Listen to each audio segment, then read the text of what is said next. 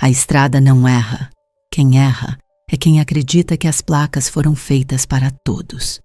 Foi assim com meu pai. Ele só queria abrigo, mas encontrou um jardim que não pedia licença ao inverno. Rosas no auge, sob neve, e a neve fingindo que não via. Uma beleza assim sempre vem de alguma coisa. Ele colheu uma e a noite mordeu de volta. Os portões fecharam e o castelo prendeu a respiração como quem segura um grito. A voz que morava nas sombras não precisava falar alto para doer. A rosa não mede o amor, mede o preço. Quando o devolveram à estrada com a sentença pendurada no pescoço, eu já tinha a resposta. Não há dívida que eu não assine com meu nome. Bati aos portões e fiz a troca, a vida dele pela minha estadia. O ferro me reconheceu. Abriu-se com respeito, como quem cumprimenta alguém que conhece a própria decisão. Logo que entrei, percebi que a casa tinha uma língua. Cada degrau range em sílabas, cada cortina suspira num sotaque. O saguão, amplo demais, falava devagar para não acordar o teto. As tochas nas paredes morriam aos pares, como se preferissem escurecer de mãos dadas. Um lustre gigante balançava sobre o salão vazio, medindo o tempo com um gemido metálico, como se todo segundo fosse uma moeda caindo de muito alto. A sensação era de que a arquitetura esperava por uma desculpa para desmoronar, mas escolhia continuar de pé, porque ruir exige coragem. O castelo tinha coragem suficiente para ficar inteiro. Dizem que monstros rugem. Alguns servem chá. A fera não era um trovão. Era o silêncio depois. Não se escondia como um predador, nem se oferecia como um anfitrião. Apenas existia com o peso de uma tempestade que ainda não caiu. Aparecia nos cantos com cuidado, como quem não quer perturbar um vaso cheio d'água. Eu o vi ajeitar cortinas que o vento exagerou, recolher um caco de cristal que o lustre derrubou, devolver um livro à prateleira certa sem olhar o título. Há delicadezas que ofendem o mito. A delicadeza de suas garras me ofendia de um jeito bom, como se derrubasse um castelo dentro do meu peito para erguer outro, idêntico e mais verdadeiro. Eu falava pouco, escrevia cartas para meu pai. Estou bem, é estranho e é bom. E não as enviava. O castelo, ciumento de vozes, preferia acumular tudo. Aprendi os corredores pelo som das paredes. O ala oeste estala como pão no forno. O norte respira com o ritmo de quem dorme. O sul sussurra nomes que não conheço. A biblioteca cheirava a poeira honesta, aquela poeira que não engana e não finge brilho. O jardim respirava como um animal que desaprendeu a correr, mas se lembra de quando corria. A sala de música tinha fantasmas bem educados. Tocavam uma nota só, repetida no limiar do ouvido, como quem pede desculpas por existir. Às vezes dançávamos. O salão não recebia música, recebia passos. Lá, a mão dele tinha garras. A minha, dúvidas. E, no entanto, ninguém sangrava. Eu percebia, nesses instantes, que a ferocidade pode ser uma gramática. Quando a gente entende seus verbos, o medo diminui e a frase da vida passa a fazer sentido. O lustre, indeciso, contava os passos que faltavam. 1, 2, 3. Parávamos no número que parecia certo, o número exato antes de parecer que poderíamos cair para sempre. Foi numa dessas noites que vi a cúpula de vidro mais de perto. A rosa dormia ali, como se o tempo fosse um travesseiro. Havia marcas quase invisíveis na base, riscos de pregos, letras antigas, matemática empoeirada. Oferecem-me a rosa, pensei, mas ninguém repetiu. Hesitei. Aprendi cedo que o que vem fácil costuma ser promissória, e promissórias preferem a companhia de juros. Quando uma pétala despencou, ouvi um som muito pequeno, o som de uma conta paga com atraso. As pétalas caíam como gotas que aprenderam a doer, e cada uma levava do ar um pouco de perfume para transformá-lo em memória. Um espelho A oeste engole verdades e cospe vontades com rachaduras. Eu o visitei. No reflexo, vi o príncipe que a fera fora, bonito do jeito que o mundo aplaude, polido até a alma, a beleza que cabe em moldura. O feitiço sussurrava pela moldura. Basta que alguém ame o homem escondido para que a máscara de fera caia. Mas eu já tinha escolhido. Não me apaixonei pelo retrato antigo.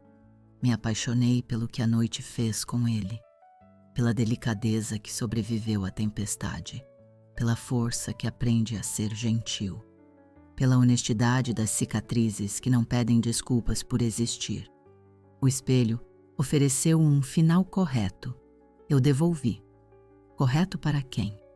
Engraçado como o mundo chama de cura tudo que volta ao padrão.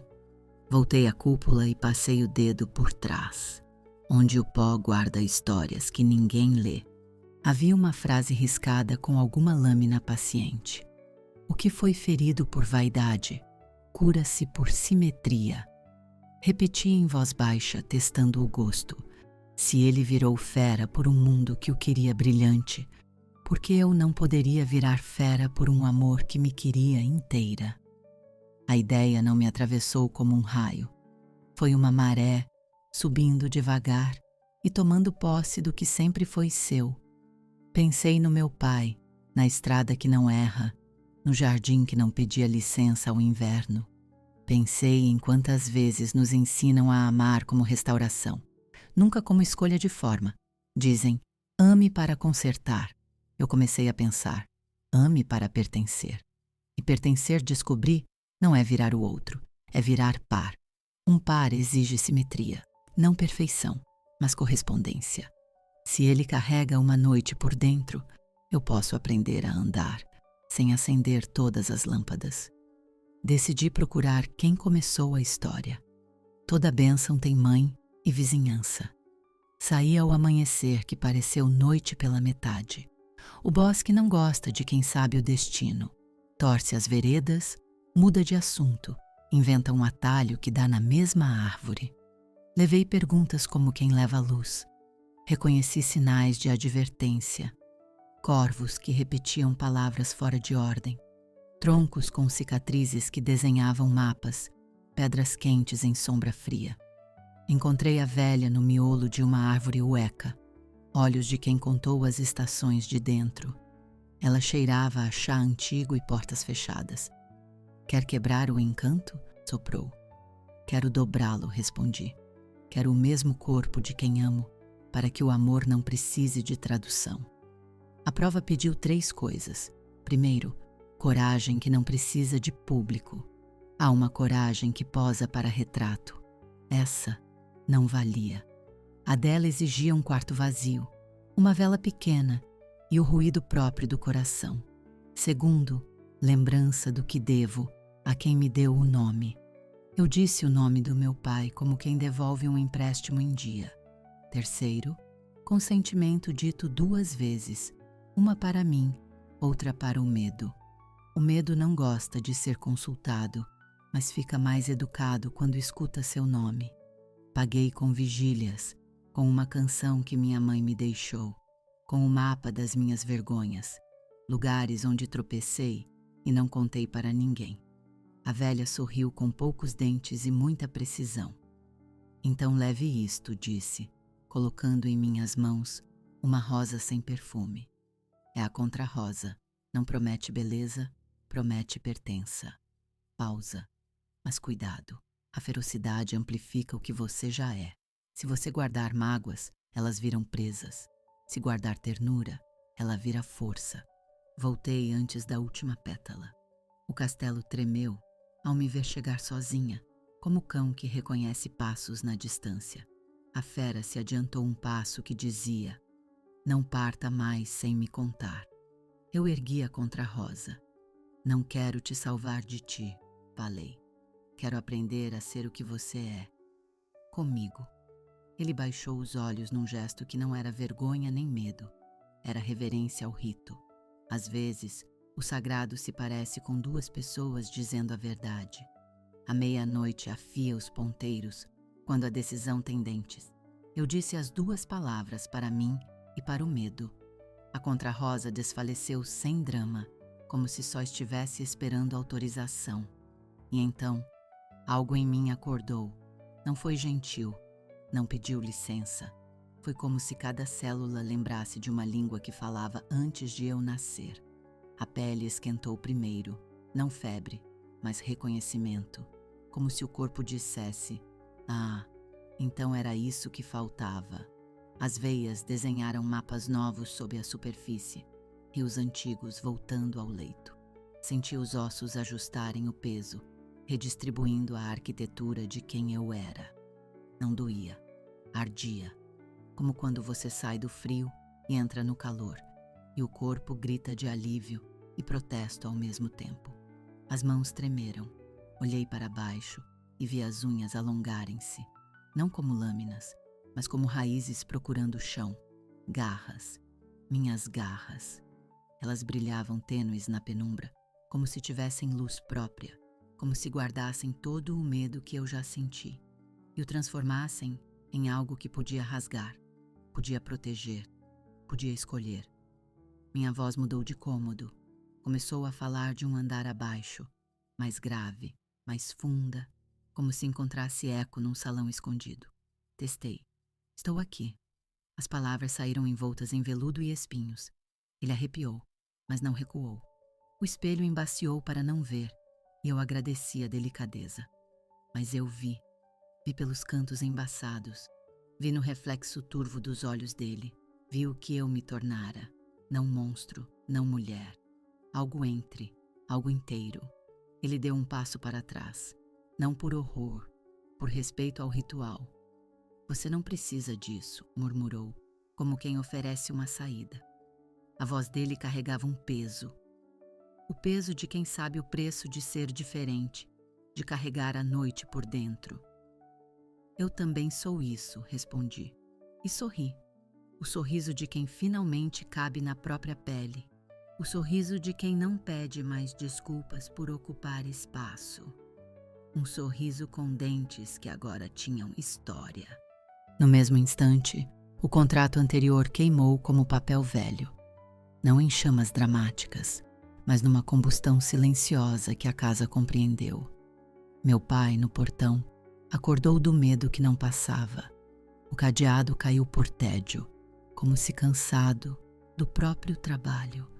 O castelo exalou um suspiro que parecia ter esperado anos para sair. Não houve trombetas nem fogos, houve espaço. E espaço é uma música que o corpo entende. Saímos à varanda. A lua imitou nossos contornos e devolveu sem legenda. 2 feras, 2 amantes.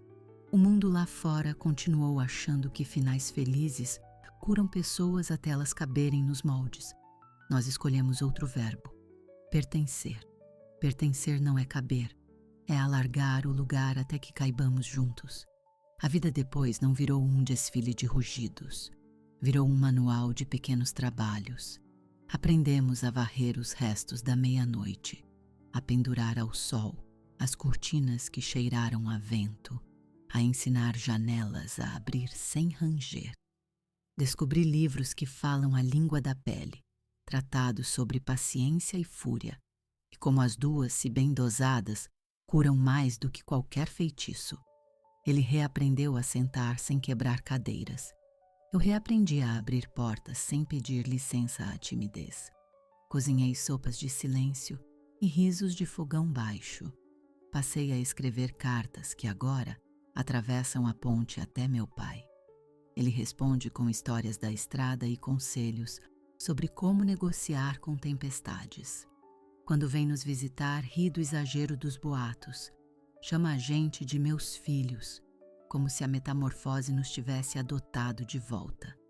De vez em quando viajantes batem. Querem ver o príncipe salvo, a foto do antes e depois, o milagre no formato que cabe na moldura do mundo. Oferecemos chá. Eles não entendem. Vão embora certos de que a lenda mentiu, mas lendas raramente mentem. Preferem metáforas, porque a verdade, em voz direta, costuma ofender. Um dia, uma menina pequena olhou para nós sem medo e perguntou se doía. Eu disse que doía quando eu tentava ser outra coisa. Ela assentiu, como quem entendeu o suficiente para não esquecer. Certa tarde, encontramos a cúpula de vidro caída no chão, intacta, cercada por novas rosas que brotaram sem aviso. Nenhuma mede o amor, todas medem o preço. A diferença é que agora sabemos ler a etiqueta. O preço que pagamos foi alto o bastante para desmentir as versões baratas da felicidade, e justo o bastante para devolver o fôlego ao que em nós estava sufocado. À noite, voltamos ao salão. O lustre ainda balança, mas agora por alegria antiga, daquelas que não precisam de plateia. Dançamos. Suas garras e minhas dúvidas já aprenderam o passo. Não nos pedimos perdão, nos damos espaço. E quando finalmente o espelho a oeste decide clarear, ele não mostra o príncipe e a moça. Mostra dois rostos inteiros, mesmo que cada um tenha cicatrizes que os contornos não explicam. Entendo, então, que inteireza não significa ausência de fendas. Significa que as fendas formam um desenho que aceitamos como nosso. Algumas noites ainda sonho com a estrada. No sonho, ela segue reta como quem sabe aonde vai. Acordo com a sensação de que caminhos também aprendem. A estrada aprendeu meu nome e não me pede mais que eu ande sozinha. Outras vezes, sonho com o jardim sob neve. As rosas respiram lento e a neve finge que não vê, por gentileza. Eu acordo com vontade de agradecer a velha do tronco ueco por me ensinar que consentimento tem nome e horário e que dizer sim aos próprios contornos pode ser o começo de qualquer cura. Se alguém me perguntar por que escolhi a ferocidade, vou responder simples, porque foi assim que o amor aprendeu a falar comigo. Alguns amores salvam, outros libertam. O nosso devora o que sobra, vaidade, vergonha, moldes, e deixa só o que respira. E o que respira somos nós, em casa com a noite, em paz com o espelho embaciado que prefere poupar. A rosa, agora, está vazia de promessa e cheia de memória. Não mede o amor, mede o preço. E eu paguei com aquilo que finalmente me fez inteira. Paguei com a forma que me cabia. E de troco, recebi pertença. Se um dia eu esquecer, bastará abrir a janela e ouvir o castelo. Ele aprendeu a falar baixo para que eu não precise gritar. E no rumor gentil das paredes, sempre retorna a primeira frase, ajustada ao que nos tornamos. A estrada não erra. Erra quem insiste em voltar para placas que nunca foram feitas para nós. Nós, enfim, escrevemos as nossas. E se você ouviu até aqui, obrigada. Obrigada por caminhar comigo por essa estrada. Obrigada por aceitar que alguns amores não salvam. Eles devoram o que sobra e deixam só o que respira. Inscreva-se no canal para mais histórias, onde os contos de fadas aprendem a falar a verdade, onde o final feliz não é voltar ao que éramos, mas descobrir o que sempre fomos. Até a próxima sombra.